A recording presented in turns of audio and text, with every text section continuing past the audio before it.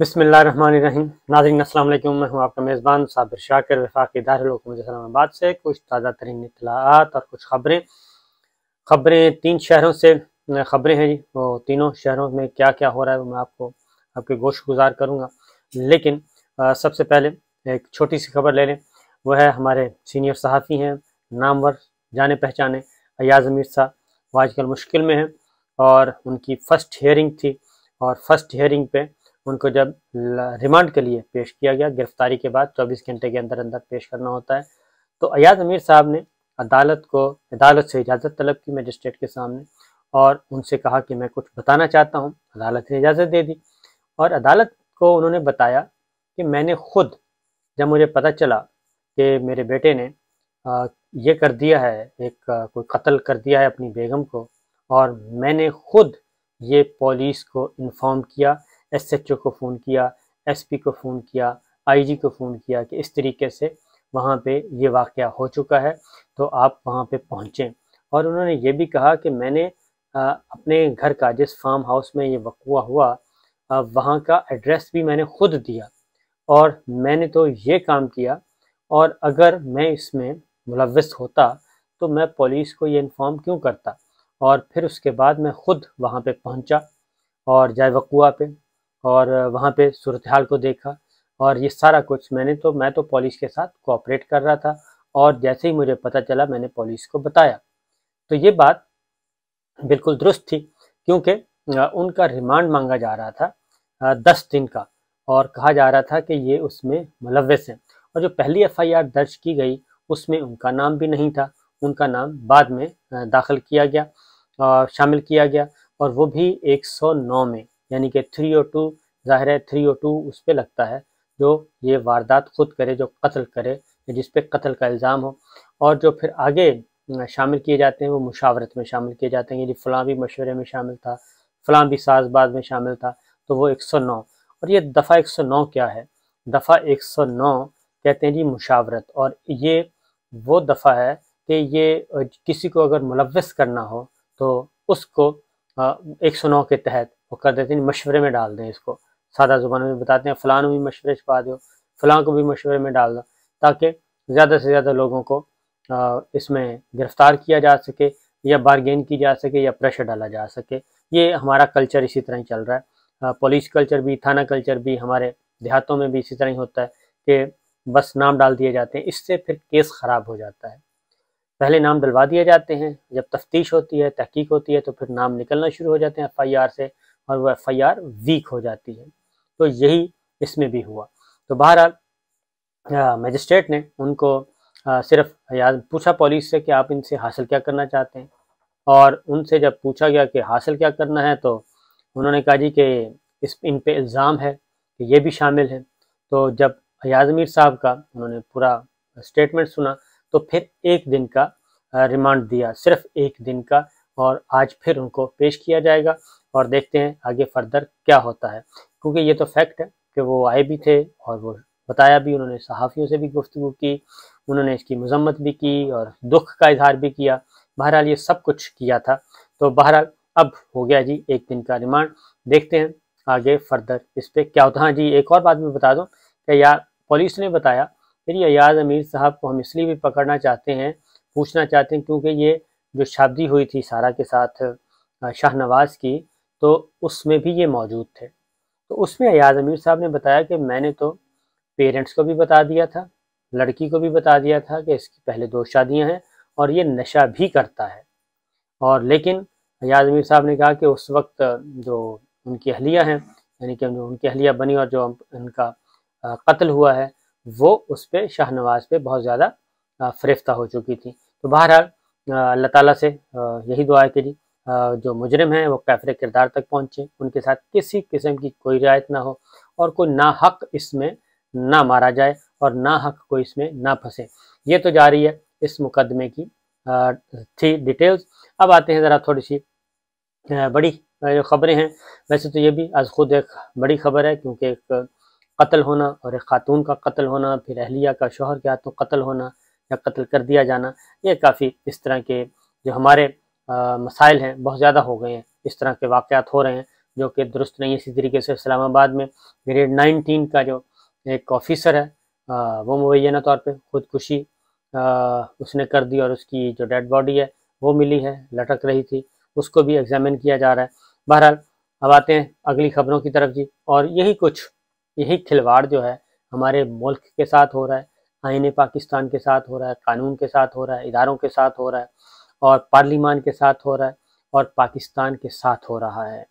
کیونکہ اگلی جو خبریں ہیں وہ آپ کو معلوم ہے کہ پاکستان اتنا بڑا سیکورٹی بریچ میں نے نہیں سنا ہوگا کہ کبھی ہوا ہے کسی ملک کے ساتھ، کہ اس کا وزیر اعظم ہاؤس اور اس کے وزیر اعظم آفس کی اور اس کے وزیر اعظم کی وزراء کی اتنی بڑی جو لیکس ہو جائیں، آڈیو لیکس ہو جائیں، ان کی ساری گفتگو، ان کا سارا ریکارڈ جو ہے وہ ہیک ہو جائے۔ پہلے تو یہ ہے کہ یہ ریکارڈنگ کیسے ہوئی، یہ ریکارڈ کون کر رہا تھا، وزیر اعظم اور ان کی کابینہ کے لوگوں کی، کیونکہ یہ عمران خان صاحب کے ساتھ بھی ہو چکا ہے۔ عمران خان صاحب کی بھی گفتگو ایک لیک کی گئی تھی اور وہ انصار عباسی صاحب کو بتائی گئی تھی، وہ ہوا۔ وہ اس وقت بھی ہم نے یہ کہا تھا کہ اس کا مطلب ہے کہ ملک کا وزیر اعظم جو ہے وہ بھی محفوظ نہیں، اور وہ اپنی بیگم کے ساتھ بھی بات نہیں کر سکتا، اور وزیر اعظم کی اہلیہ وہ بھی محفوظ نہیں ہیں، ان کے ٹیلی فون بھی ٹیپ ہوتے ہیں، اور ان ٹیلی فون کے ٹیپ میں یا تو ہونا آپ کوئی بہت بڑا اسکیم لے کے آئیں، پھر بھی ہے، لیکن یہ جو ابھی وزیر اعظم شہباز شریف، ان کی کابینہ کی اور مریم بی بی کی یہ ساری گفتگو جو ہے وہ ریکارڈ پہ آئی ہے، اس سے تو صاف پتہ چلتا ہے کہ پاکستان جو ہے وہ کھلونا بن چکا ہے، اور پاکستان کے ساتھ کھلواڑ کیا جا رہا ہے، اور پاکستان کو بنانا ریپبلک بنا دیا گیا ہے۔ یہاں پہ اتنا بڑا کہ یہاں پہ کوئی نہ قانون کا ڈر ہے، نہ آئین کا ڈر ہے، نہ کسی ادارے کا خوف ہے، نہ جوڈیشری کا خوف ہے، نہ میرٹ کا خوف ہے کہ جناب ہم یہ کر کے رہے ہیں، اور اتنے دھڑلے سے ساری گفتگو ہو رہی ہے اور پلاننگ بن رہی ہیں کہ ہم نے یہ کرنا ہے، ہم نے وہ کرنا ہے۔ کوئی ادارہ آئین پاکستان کے تحت ہر ادارے کا اپنا کردار ہے۔ اب ثابت یہ ہوتا ہے کہ پاکستان کا کوئی بھی ادارہ اپنے آئین کے تحت جو کردار ہے وہ نہیں کر رہا، باقی سارے کام کر رہا ہے۔ یہی حال ہوا جوڈیشری انٹرنیشنل جوڈیشل کانفرنس ہو رہی تھی، اس میں جسٹس قاضی فائز عیسیٰ صاحب نے یہ سوال پٹ کیا آڈینس سے کہ کیا آپ نظام انصاف سے مطمئن ہیں، کیا آپ نظام عدل سے مطمئن ہیں؟ ہاتھ کھڑا کریں، تو ایک ہاتھ بھی کھڑا نہیں ہوا۔ تو یہ چیزیں ہو رہی ہیں، یہ سب کچھ ہو رہا ہے، اور پاکستان کو ایک بے یار و مددگار چھوڑ دیا گیا ہے۔ اور جب ہم یہ کہتے تھے کہ یہ رجیم چینج ہے اور اس کا کوئی بڑا ٹارگٹ ہے، اس کا ہدف بڑا ہے جو نظر نہیں آ رہا، اسی لیے عمران خان صاحب کو جب کہا جاتا ہے کہ آپ واپس آ جائیں اسمبلی میں واپس آئیں، کردار ادا کریں، تو انہوں نے کہا کہ جی وہ سائفر کی تحقیقات کر لیں۔ یہی کام ابھی تک بھی، یہ جو آڈیو لیکس ہوئی ہیں، ابھی تک یہ ذہن میں دیکھ لینا، ذہن میں رکھیے گا کہ اس کا کچھ نہیں ہوگا، اس پہ مٹی ڈال دی جائے گی۔ اور یہ تو گفتگو ہے، ایک عام سی گفتگو ہے جو سامنے آئی ہے۔ 8 GB کا ڈیٹا ہے، اس میں کیا کیا ہو سکتا ہے، یعنی 100 گھنٹے کی وہ ریکارڈنگ ہے، اس میں کتنا کچھ مواد ہوگا، اس میں کون سی باتیں ہوں گی، اس میں کابینہ کے اجلاس بھی ہو سکتے ہیں، بہت کچھ ہو سکتا ہے۔ اور پھر وہ برائے فروخت ہے، نیٹ پہ جائیں، $3.4 ملین لگ چکا ہے اس کا، تو یہاں تک ہو چکا ہے۔ تو یہ اگر ادارے اپنا کام نہیں کریں گے اور اپنا کام چھوڑ کے دوسروں کا کام کریں گے یا دوسرے کام شروع کر دیں گے، تو پھر یہی ہوتا ہے۔ یہ مجھے نہیں لگتا کہ دنیا کی کوئی بھی ایسی ریاست ہوگی جس کا اتنا بڑا ڈیٹا جو ہے وہ لیک ہو جائے یا ہیک ہو جائے۔ ان میں سے کچھ گفتگو جو ہے وہ تو ہے ٹیلی فون لائن پہ، کچھ گفتگو جو ہے وہ بگ کی گئی ہے، بگنگ ہوئی ہے۔ اب بگنگ کا سارا ریکارڈ کہاں تھا، یہ سب کچھ کہاں تھا؟ اس ساری صورتحال کو اگر ہم اس کو انٹرنلی دیکھیں تو انٹرنلی تو یہی سمجھ آتی ہے کہ یہ معاملہ جو ہے وہ اب میرا خیال ہے کہ مسلم لیگ نواز کے ہاتھ سے بھی نکلتا جا رہا ہے، اور مسلم لیگ نواز کے ہاتھ سے یوں نکلتا جا رہا ہے کہ اس میں ابھی تک پیپلز پارٹی کی کوئی آڈیو نہیں ہے، پیپلز پارٹی کے ابھی تک ایک بھی آڈیو لیک نہیں ہوئی۔ یہ سارے کا سارا اس وقت فوکسڈ ہے، پہلے عمران خان پہ فوکس تھا، عمران خان کیونکہ وہ پاپولر لیڈر ہے اور اس کو فارغ کرنا مقصود تھا۔ عمران خان صاحب کو فارغ کیا، اس کے بعد اب یہ ہدف کون ہے؟ نواز شریف، شہباز شریف، مریم بی بی اور مسلم لیگ نواز، اب یہ ہیں، اب یہ بھی اسی طریقے سے ان کا بھی ہے۔ تو اس کے ملٹیپل سے وجوہات ہیں جو ہیں، یہ جو اس وقت ویو آئی ہے، مجھے نہیں لگتا کہ اس کے بعد شہباز شریف صاحب جو ہیں وہ وزیر اعظم رہ سکیں گے اگر اس کا، کیونکہ سائفر کی تحقیقات ابھی تک نہیں ہوئی۔ خان صاحب نے یہی کہا کہ جناب سائفر کی تحقیقات کرائیں، وہ اتنا بڑا سکیم ہے، وہ بھی پاکستان کی سیکورٹی سے متعلق ہے، پاکستان کی سوورنٹی سے متعلق ہے کہ کس طریقے سے رجیم چینج کی جاتی ہے اور رجیم چینج کر کے اپنے پلیئرز کس طریقے سے مسلط کیے جاتے ہیں، وہ سارے کا سارا معاملہ بھی وہیں کا وہیں ہے۔ المیہ یہ ہے پاکستان کا کہ آج تک کسی کو سزا نہیں ملی، آج تک کسی کو سزا نہیں مل سکی، اس لیے یہ سب کچھ ہو رہا ہے۔ اور پاکستان میں جو کچھ ہمیں نظر آ رہا ہے وہ اس طرح سے ہوتا نہیں ہے۔ پارٹیوں کے اندر ڈیموکریسی نہیں ہے، پارٹیوں کے اندر جمہوریت نہیں ہے، ورنہ تو اگر اتنا سٹرونگ ہوتا ہمارا پارٹی سسٹم تو ابھی تک شہباز شریف صاحب سے اور ان کی کابینہ سے سوالات پوچھے جا چکے ہوتے اور ان کے بارے میں پارٹی کے اندر سے ہی سوالات پوچھنا شروع ہو جاتے، کیونکہ برطانیہ میں بورس جانسن وہ اسی ایک الزام کے تحت ان کو اپنی وزارت عظمیٰ سے ہاتھ دھونا پڑا، اور ان کو کسی باہر سے کسی اسٹیبلشمنٹ نے فارغ نہیں کیا بلکہ پارٹی نے ہی فارغ کیا۔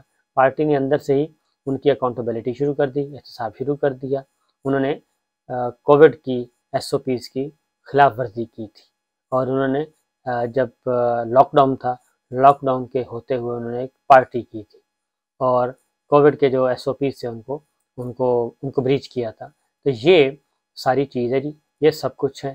تو دیکھتے ہیں کیا ہوتا ہے، پاکستان کی اللہ تعالیٰ حفاظت فرمائے، کیونکہ ایسے چیزیں ہو رہی ہیں کہ سوچ نہیں سکتا بندہ کہ یہ ہو رہا ہے۔ کوئی خوف تو تب ہو جب انہوں نے کہا کہ جی اب سارا کچھ جب سوچ سمجھ کے انڈرسٹینڈنگ کے ساتھ ہم آئے ہیں تو پھر ہمیں کس نے پوچھنا ہے، ہم بے لگام ہیں، ہم جو مرضی کریں، ہم فیصلے لندن میں کریں یا واشنگٹن میں کریں یا جاتی عمرہ میں کریں، وزیر اعظم بھی ہمارے گھر کا ہے، تو ایسے مشورے کیے جا رہے ہیں اور ایسی ایڈوائس دی جا رہی ہیں، کابینہ کو بعد میں پتہ چلتا ہے، اور پہلے وہ لندن اور جو نان الیکٹڈ ہیں، سزا یافتہ بھی ہیں، نان الیکٹڈ ہیں، وہ سسٹم کا حصہ نہیں ہے، وہ فیصلے کر رہے ہیں اس وقت پاکستان کے۔ اجازت دیجیے، اللہ حافظ۔